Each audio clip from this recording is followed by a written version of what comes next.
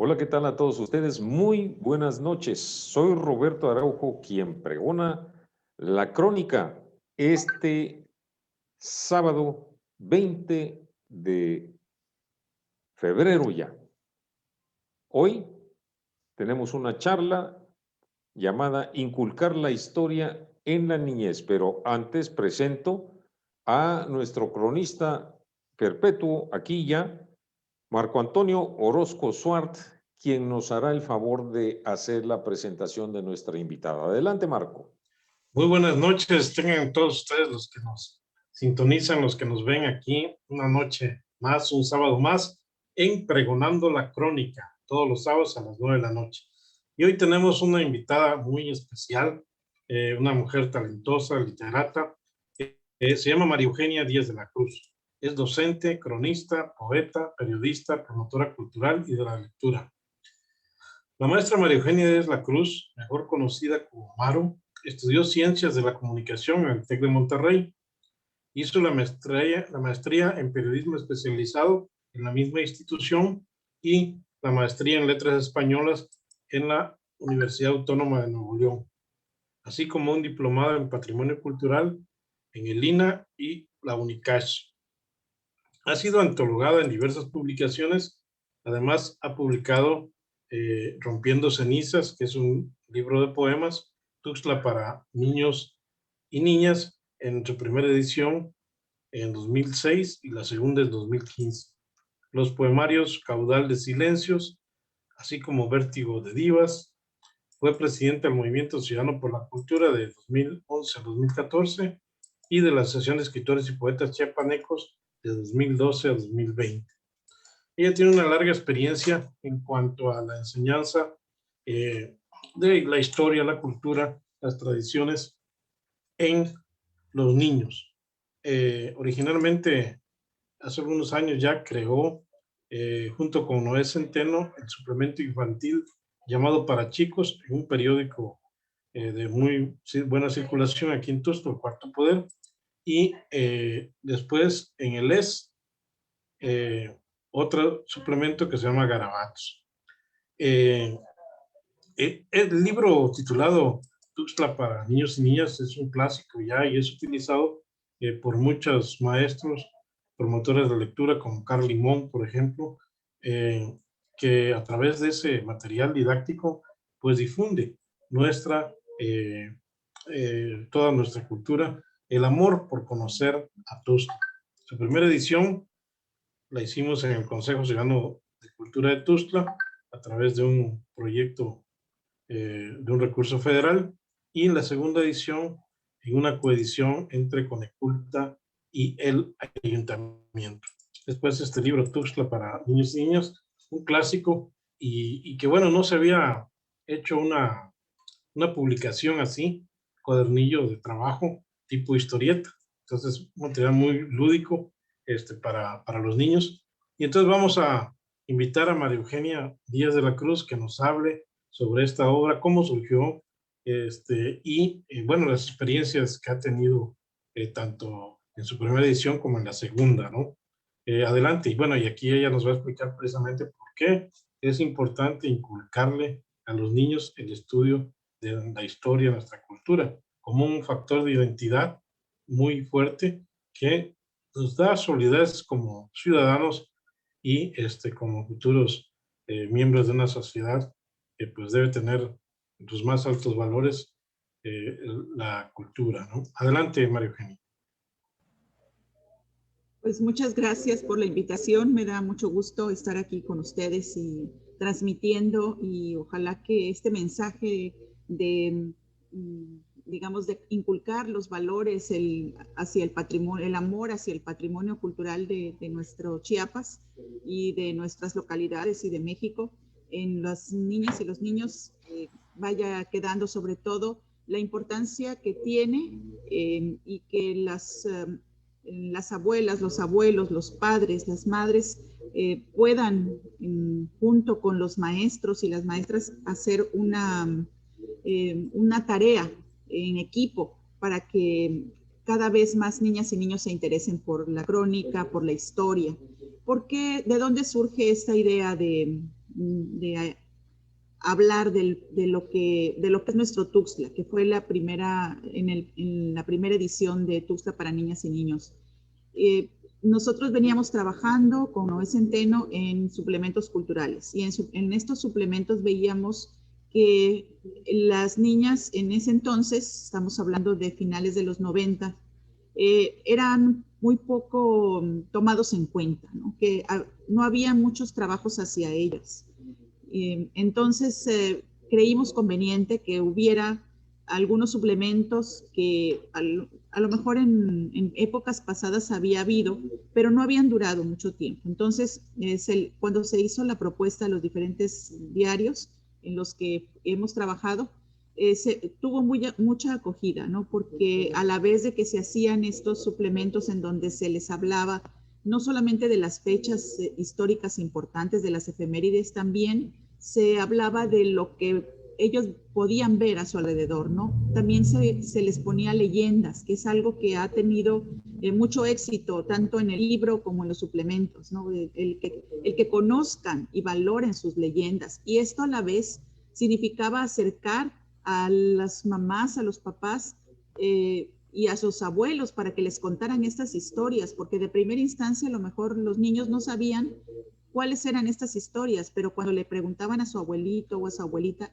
ellos les contaban las leyendas o los cuentos de espanto o qué hacían cuando eran niños, ¿no? Cuando a su vez ellos eran niños. Entonces, de allí surgió la idea de contener en un libro, primero en los suplementos y luego en un libro, lo que vendría siendo el patrimonio cultural de Tuxtla, de Chiapas, ¿no?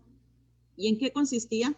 Pues en hablar de nuestras tradiciones, de nuestras costumbres, de nuestros personajes, de la comida, de la forma en cómo se viste uno, vaya, o sea, de muchos temas que son parte de la cotidianidad y que muchas veces por tenerla tan cotidiana no la percibimos y no la apreciamos. Creo que ahí está la base de todo, ¿no? En que cuando uno conoce, en cuando uno descubre lo que está viviendo, entonces lo valora. Y cuando lo valora, lo quiere más, ¿no?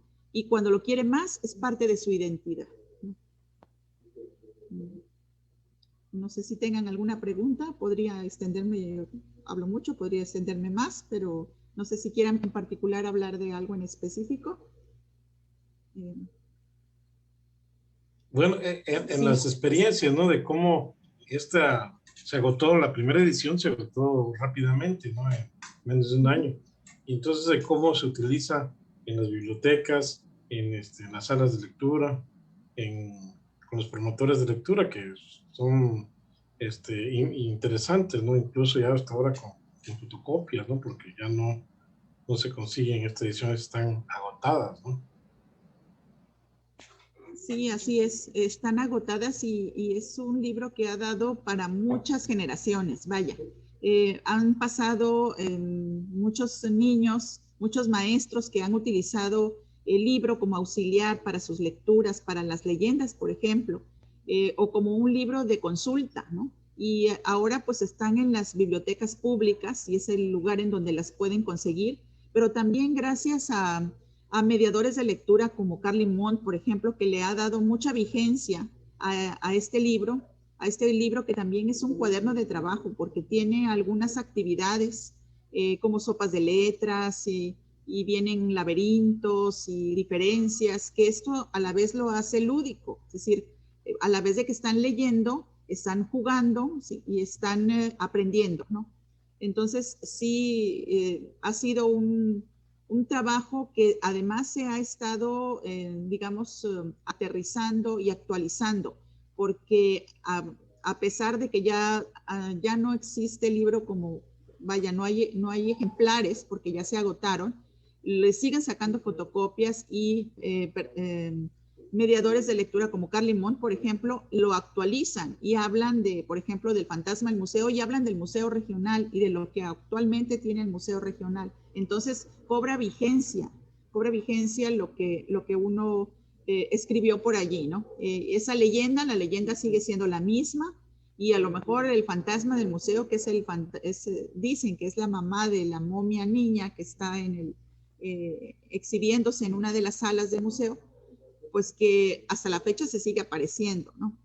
O que la leyenda de la cueva de la Chepa, pues sigue siendo ese aironazo que tenemos los tustlecos en la zona poniente, en la zona norte poniente, pues sigue siendo ese amor que ellos se juraron y que se quedó empantanado, digamos, en esa cueva, ¿no? Entonces, vaya, es un libro que ha instruido y que ha divertido y que ha enseñado a varias generaciones, ¿no?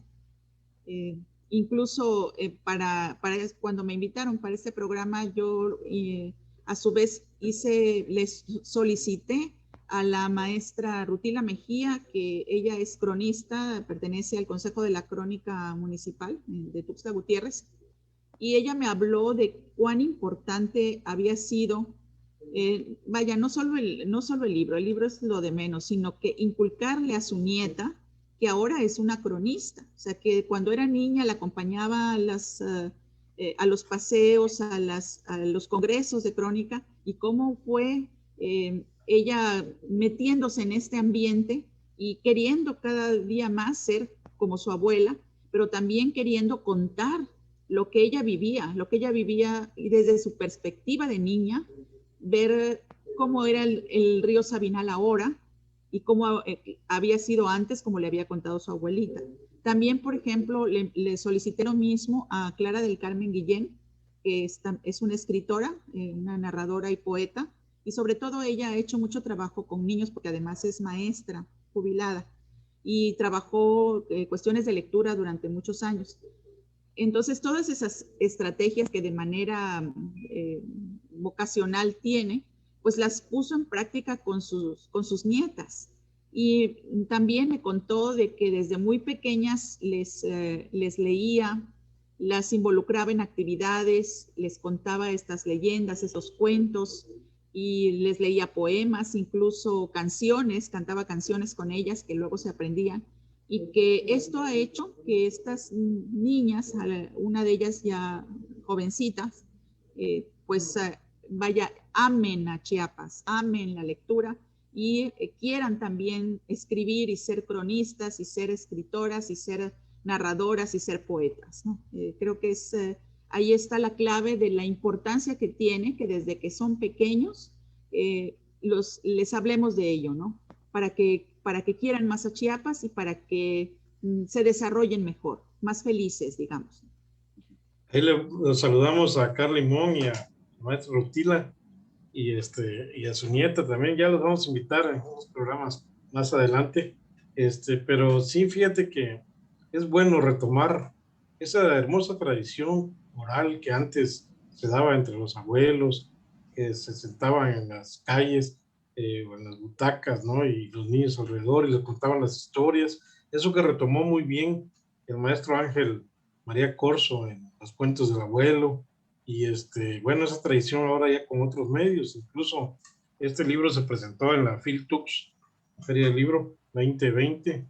Lo presentaste tú y Carly Mon y tuvo mucho éxito. Mucha gente lo vio, ¿no? Esa leyenda de la mamá de la momia está interesante, ¿no? La museo, ¿no? No sé si quieras contarla, si quieras leerla, y hablar un poco más del contenido del libro. Ok. Bueno, les cuento así más o menos para que se queden picados y que vayan al Museo Regional y a lo mejor se encuentran al fantasma del museo. Le titulamos el fantasma del museo porque realmente es una aparición, ¿no? Dicen por ahí de los años 80, que fue más o menos la época en la que a mí me lo contaron, ¿no? Que había en ese tiempo el Museo Regional no estaba como está ahora. Sí, había una cafetería en la planta baja, más bien en el sótano, digamos. Y entonces unos guardias de ahí del museo dijeron que vieron a una mujer sentada, vestida de blanco, pero la vieron por la espalda, y que estaba sentada en una de las sillas de la cafetería. Pero ya era muy tarde, ¿no? Eran como las 6 y algo.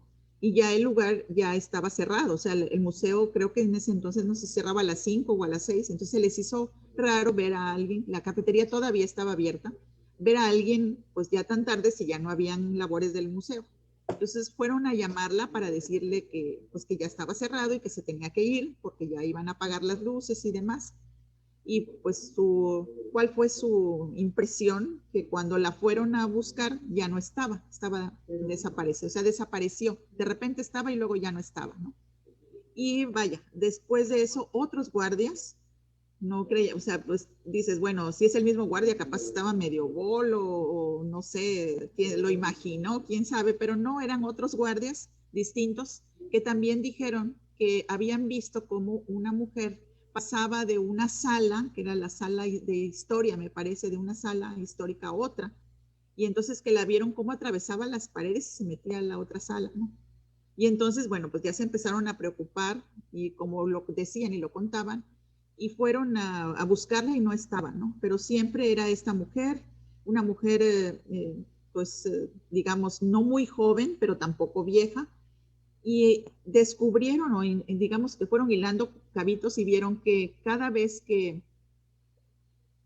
la veían, muy cerca de la zona donde estaba una momia niña. Esta momia niña, si no mal recuerdo, la descubrieron, la encontraron en una zona de la sierra, no sé si fue el Porvenir o una zona por ahí, Siltepec, una zona por allí, por ese lugar de la zona sierra, y la habían encontrado en una cueva.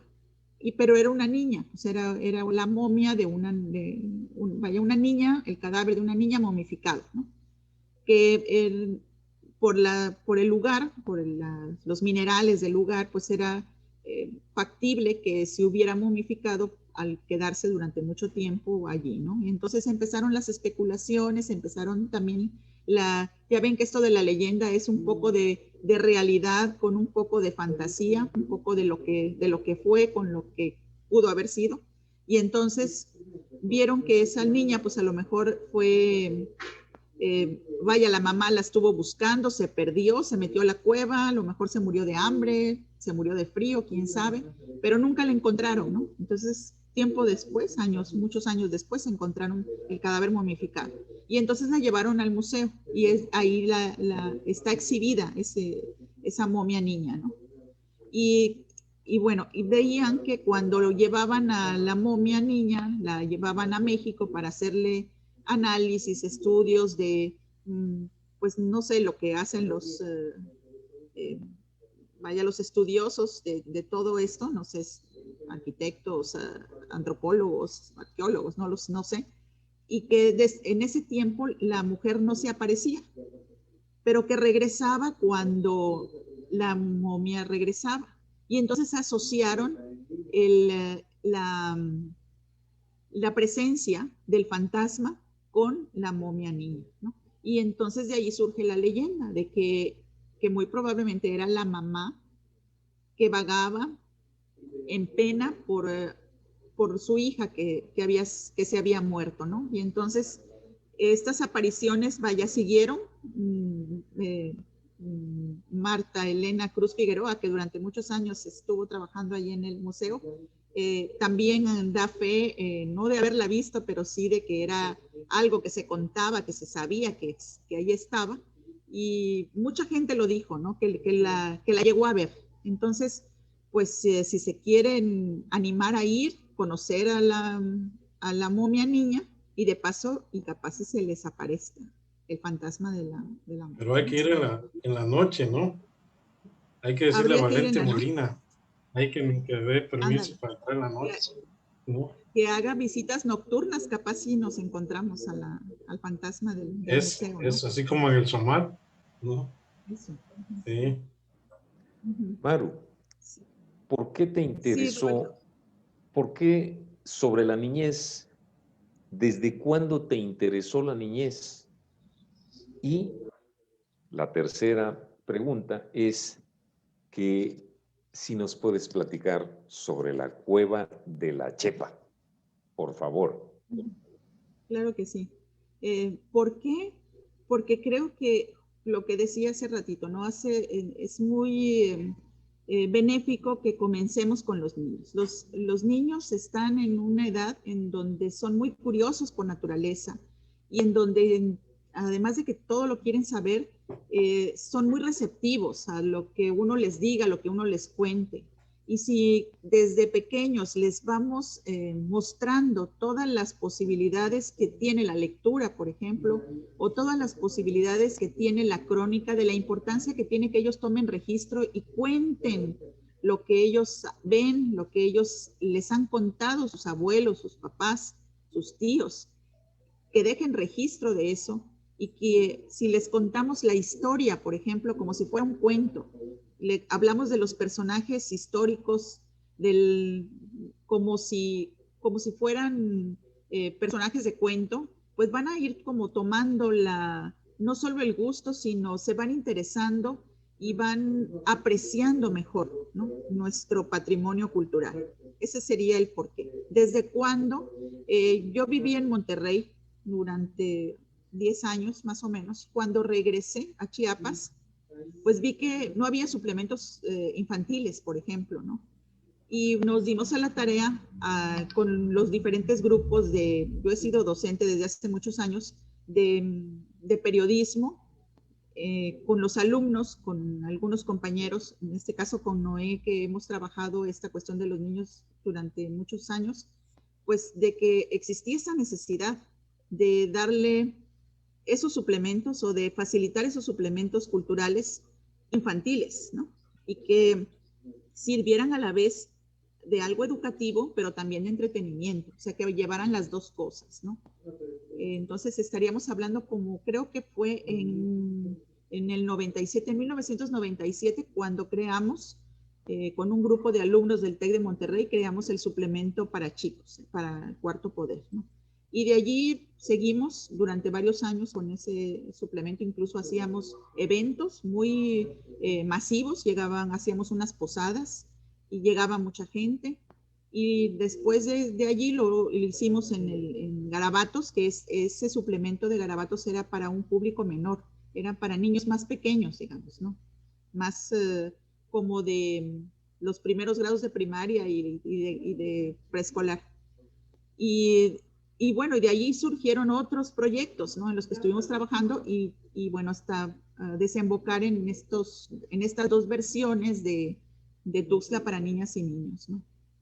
Y bueno, en cuanto a la leyenda de la cueva de la Chepa, pues dicen que eran dos personajes de Tuxtla antiguo, pero que Josefa era descendiente de la etnia Zoque y que Paco, Francisco, algo, era tuxtleco de una familia, digamos, de buenos recursos económicos, ¿no? Entonces ellos se querían, se habían conocido por allí y entablaron una relación, pero se amaban muchísimo, pero la familia no veía con buenos ojos esta relación.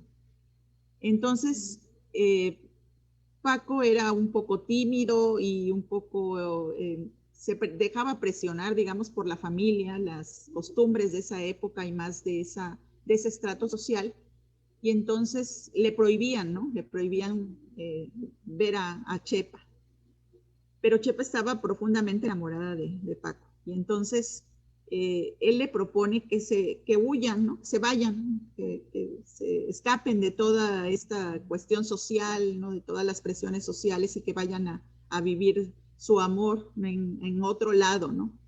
Pero pues los papás de Paco le dijeron que no le iban a dar ninguna herencia, ningún dinero, no lo iban a apoyar. Y como no tenía dinero y tampoco Chepa, pues entonces se fueron a vivir a una cueva que está más o menos la zona bueno, eso dicen, ¿verdad? Yo no fui testigo de esa historia, pero es lo que cuenta la tradición oral. Vaya, más o menos por La Calera, por la zona del Libramiento Norte, ¿no?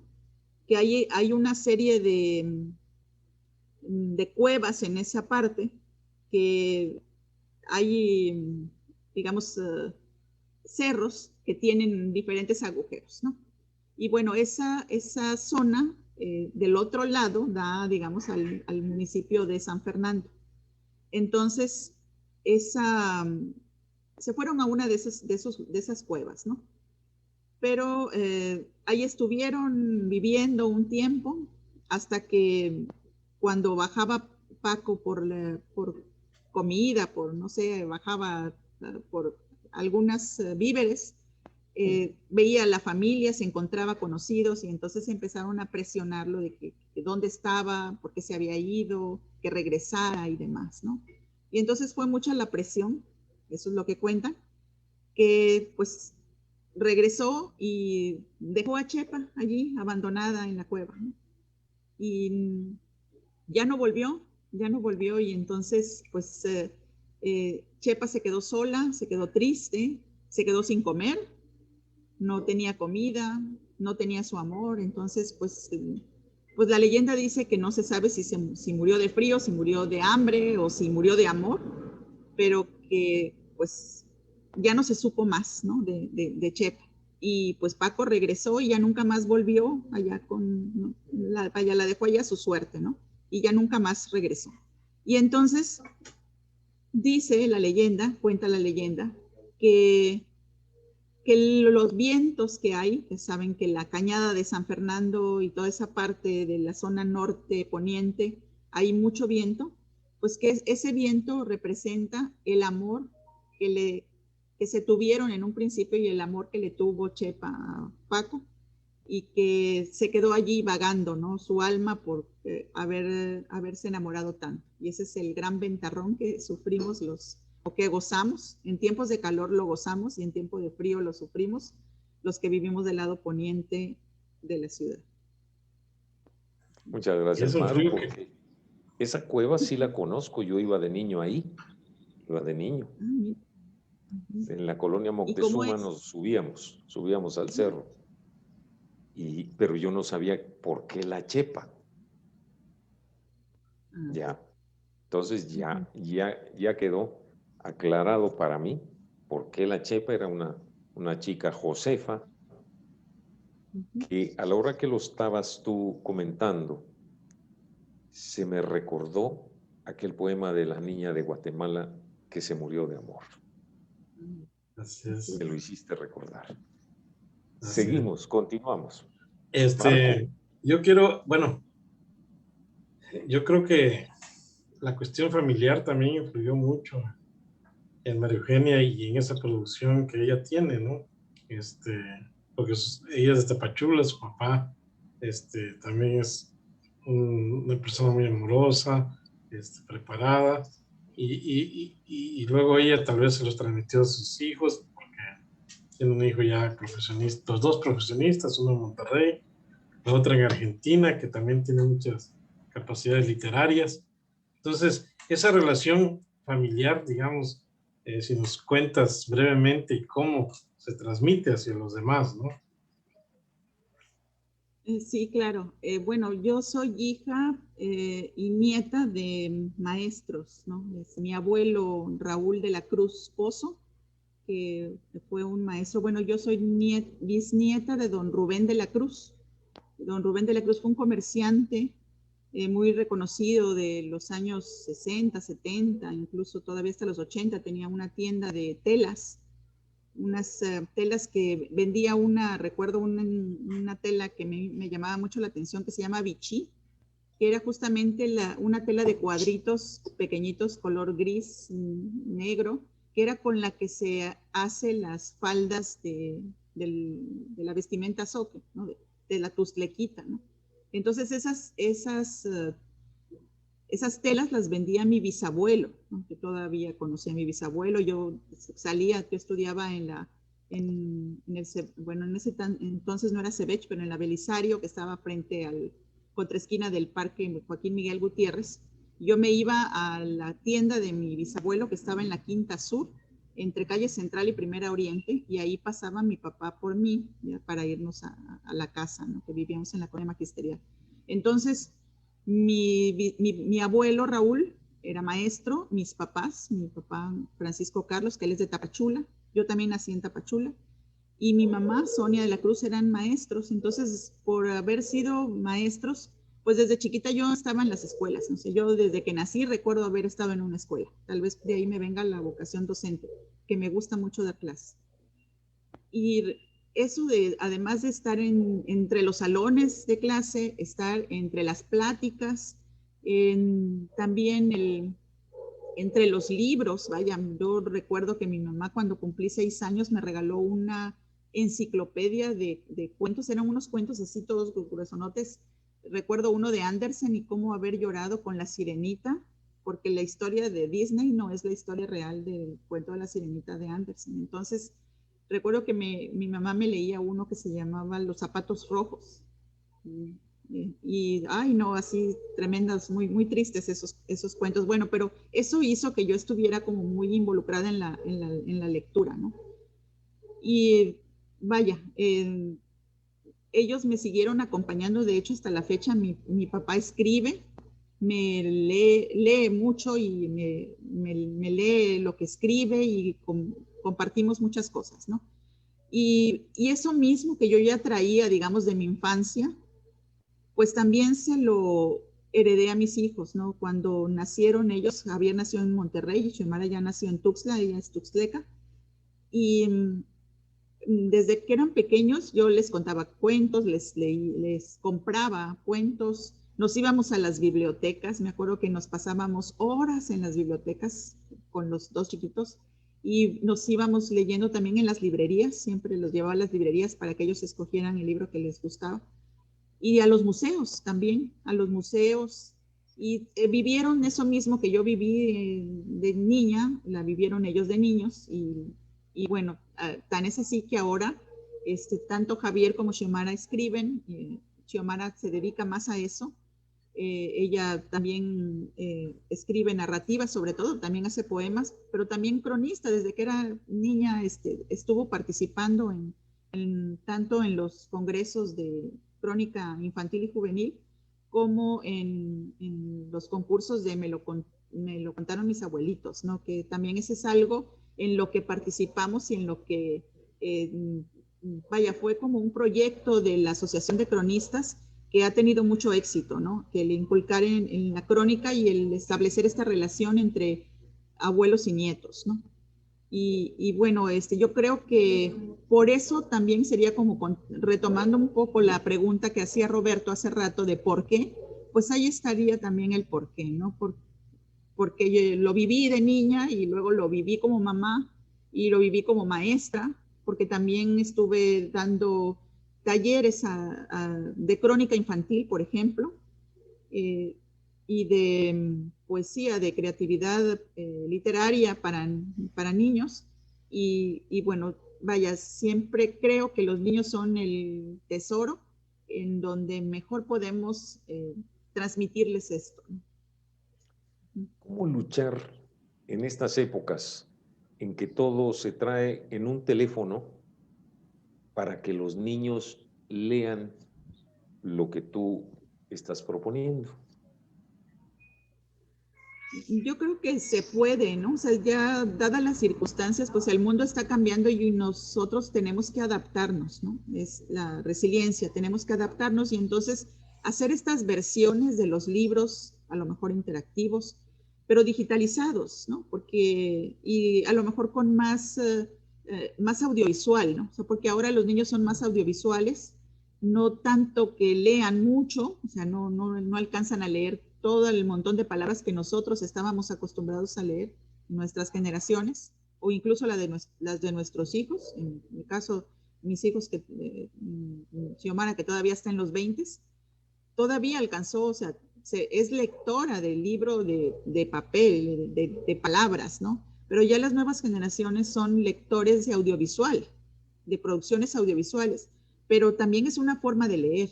Yo creo que se puede acompañar una cosa con otra y no satanizarlo, y al contrario, ayudarlos a que sigamos inculcando en ellos el amor a la cultura, el amor a la lectura, pero a través de las TICs, ¿no? Claro, es importantísimo nuestras raíces, es importantísimo la cultura, los cuentos, todo lo que tú bien haces. Platícanos otra tuxtleca leyenda. Otra leyenda del Tuxtleca. Ok, aquí está Noé, por cierto. Noé. ¿Te acuerdas de cuál de las otras leyendas? Además de la Cueva de la Chepa, la de Fantasma Museo.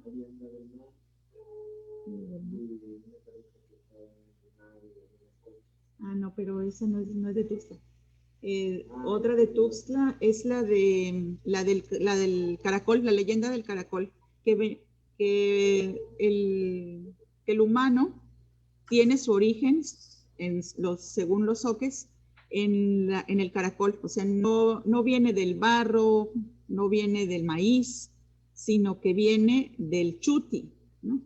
Que fue, que en ese tiempo, pues ustedes mejor que yo saben, que había muchos afluentes en Tuxtla, ¿no? O sea, estamos hablando de la cosmogonía zoque, ¿no? De hace muchísimos años. Y entonces los dioses le dieron vida al humano, a los hombres y a las mujeres, a través en lugar de que surgiera de, no sé, o sea, ese soplo divino que le dio vida a los seres humanos, viene de los caracoles de río, ¿no? Y que era en estos ríos que, vaya, estaban, que se ponen justo antes de la lluvia, antes de que venga la crecida y se los lleve, salen y se reproducen en las orillas de estos afluentes de los ríos, sobre todo los que están cerca del río Sabinal, o de los que llegaban al río Sabinal, y que están como entre las piedras y en la parte lodosa del lecho de los ríos. Y que fue ese soplo divino el que los hizo que salieran, ¿no? Y entonces llegó una gran crecida que los expulsó del agua y que los lanzó a la tierra. Y que de ahí de la tierra se volvieron humanos, pero no pasaron de ser caracoles a humanos, sino que de caracoles, un espíritu superior, por así decirlo, les ayudó y se elaboró, digamos, ¿no? Se fabricó con, no estoy muy segura si era panela, creo que era harina de maíz, con la que hacen el pinole, más o menos, algo así, y formó unas figuras de pan, unas figuras como las galletas de jengibre, más o menos algo así, que les llaman ponzoquíes, ponzoquí a estas figuritas de pan, que incluso esas figuras las ponen en los enrames, en los somnés, cuando llevan a algún santo, ¿no? Esas figuras de pan que tienen ojitos y manos y brazos, esas figuras se les llama ponzoquíes, y esas fueron la representación que veníamos, el segundo nivel de evolución que tuvieron primero los caracoles y luego los ponzoquíes y luego los humanos, que en este caso sería la etnia zoque. Acabas de conversar la palabra somé. ¿Qué significa? Pues tengo entendido que el somé es el enrame, que también le llaman ahora le llaman enrame. Sí. Durante mucho tiempo era la palabra zoque, era somé. Es la ofrenda que está hecha en una serie de ramas enroscadas, enrolladas, de diferentes hojas, la verdad no sé exactamente de cuáles, y que cuelgan de ese enrame, de ese somé, vaya, el pan, los ponzoquíes, fruta, y en algunos casos les ponían, recuerdo cuando yo los llegué a ver cuando era niña, viví un tiempo con mi abuela que vivía enfrente del Hospital Regional en la 9ª Sur, y entonces a veces la llegaban a invitar para que fuera parte de los que hacían estas ofrendas, por ejemplo, en el barrio de San Francisco, o cuando bajaban las virgencitas de Copolla, la invitaban y había que llevar el somé, y hacían estas ofrendas, ¿no? Se llevaban caminando por la calle y se llevaban a alguna casa de alguien donde estaban las vírgenes de Copolla, y ahí se hacía la ofrenda, ¿no? Marco. Bueno, esa misma técnica que utilizó, la misma metodología para hacer Tuxtla para niños y niñas, ella también lo aplicó para hacer otros cuadernillos que están inéditos, todavía no se lograron imprimir, pero son muy interesantes, ¿no? Sería bueno que se editara, vamos a buscar algún editor, ahorita con la pandemia pues está medio difícil, pero ya están prácticamente terminados. No sé si nos quieres comentar cuáles son, María Eugenia, y bueno, un poco la importancia de estos, ¿no? Sí, claro.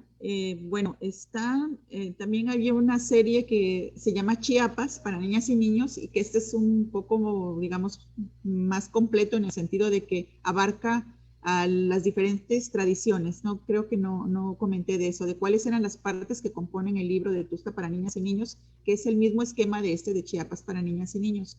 Tiene, por ejemplo, habla de nuestros paseos, ¿no? Es decir, los paseos que normalmente hacíamos. Vaya, yo recuerdo haber ido al Zapotal cuando era niña. Íbamos de paseo de campo, ahí habían unas albercas al pie del Cerro Hueco. Eran paseos que se hacían en familia. Y vaya, no son los mismos paseos que ya les tocaron a mis hijos. Mis hijos ya no conocieron el Zapotal porque ya estaba el zoológico cuando ellos nacieron.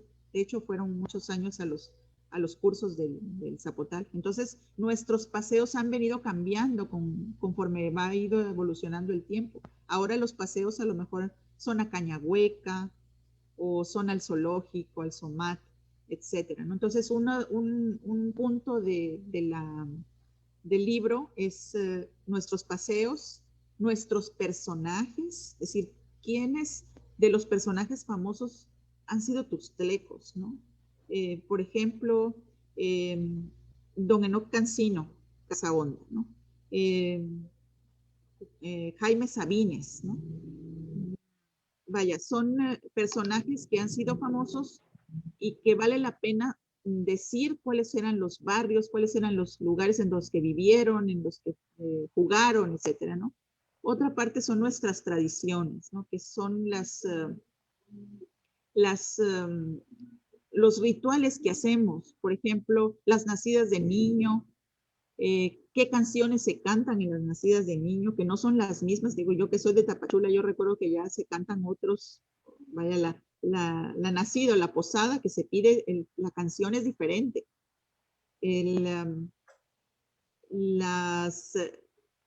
Allá, por ejemplo, en las hojuelas, en Tapachula les ponen una miel color roja, como temperante, una especie de temperante.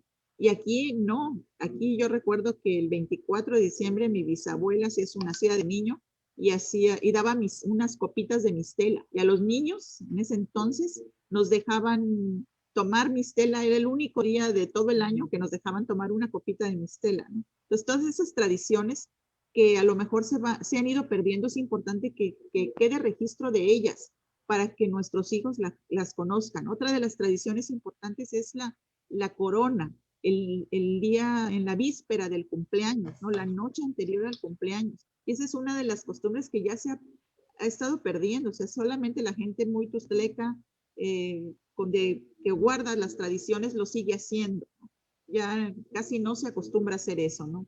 La modernidad nos ha llevado a otras costumbres. Bueno, las costumbres, la vestimenta, o sea, cuál era la vestimenta típica, y que en algunos casos todavía se ve. Mi papá durante muchos, ahora mi papá ya vive conmigo, pero durante mucho tiempo vivió en el Jobo, y allí en el Jobo las señoras de cierta edad usan todavía su camisa de la vestimenta propia, ¿no?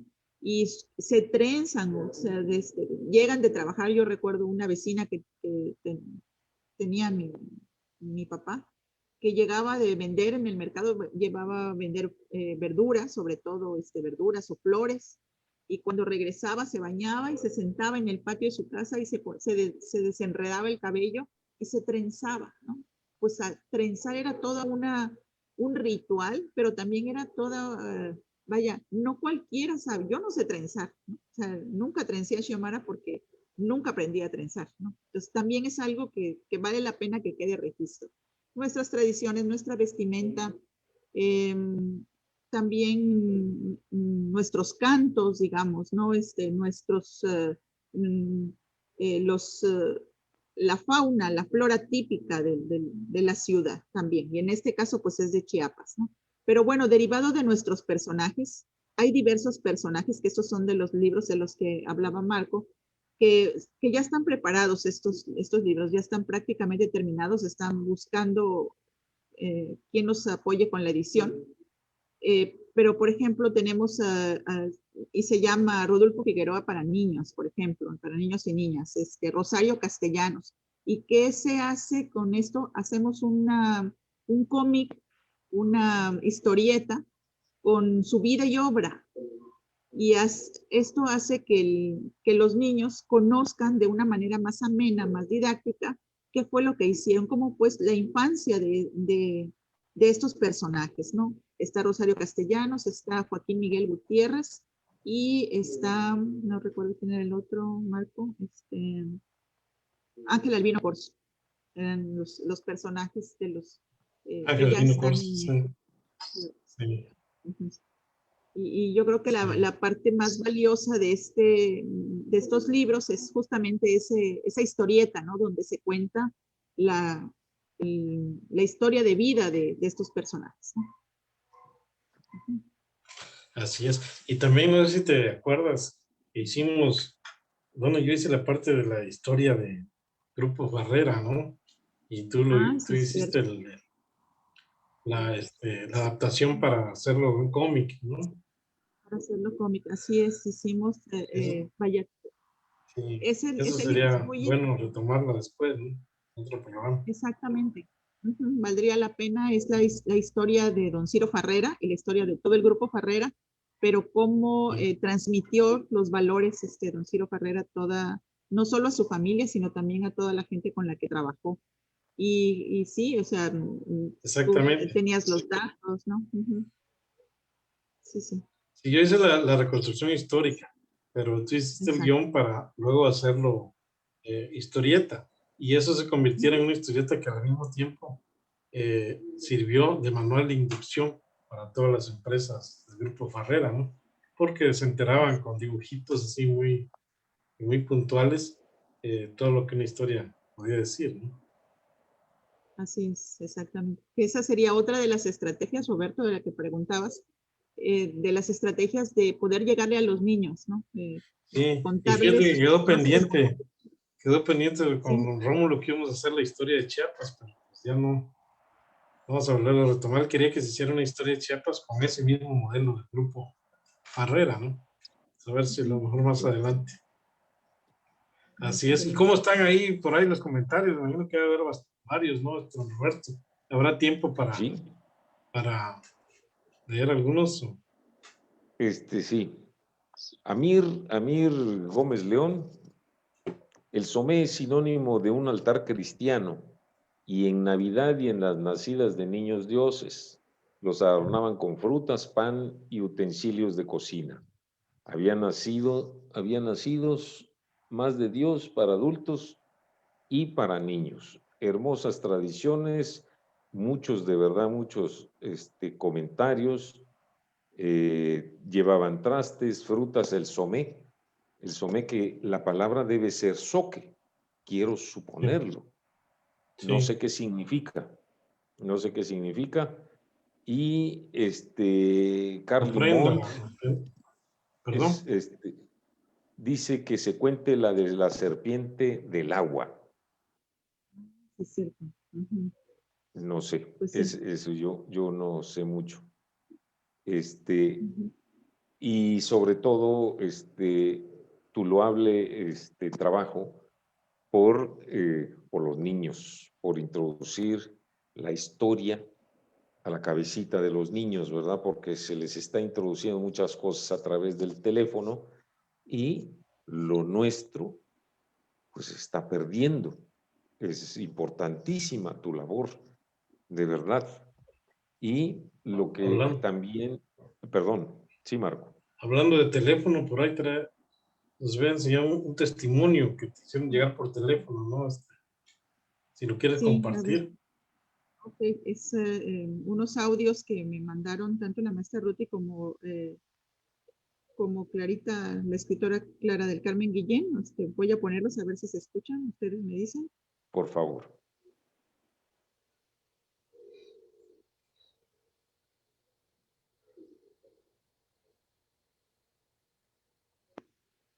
Perdón.